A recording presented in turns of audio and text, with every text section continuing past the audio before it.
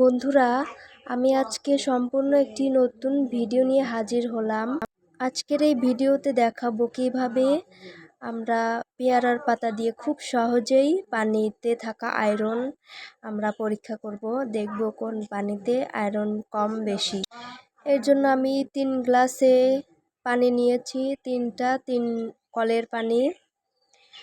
তো এখন আমি এই পানিটাকে পরীক্ষা করব। এর জন্য 3টে পেয়ারার পাতা নিয়েছি। বন্ধুরা, আমার ভিডিও যদি তোমাদের কাছে ভালো লাগে প্লিজ চ্যানেলটি সাবস্ক্রাইব করে দিও, পাশে থেকো।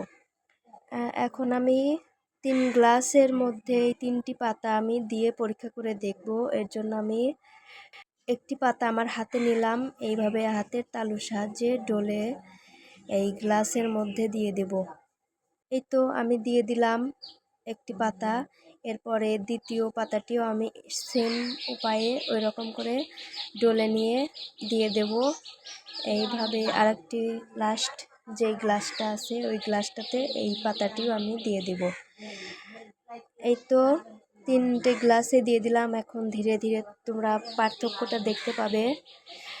সো তোমরা দেখতে পাচ্ছ মাঝখানের গ্লাসের পানিটা একদম চেঞ্জ হয়ে গেছে। তো এখন এই গ্লাসের পানিটা একটু কম আয়রন আছে, এটা মানে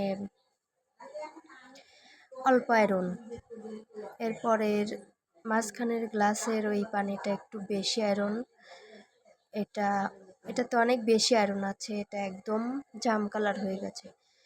আর 3 নাম্বার গ্লাসের যে পানিটা দেখতে পাচ্ছেন এটা একদম ফ্রেশ, এটাতে কোনো রকমের আয়রন নেই, দেখতেই পাচ্ছ একদম কালার চেঞ্জ হয়নি। সো আজকের ভিডিওটা এই পর্যন্তই, ভালো থাকবে।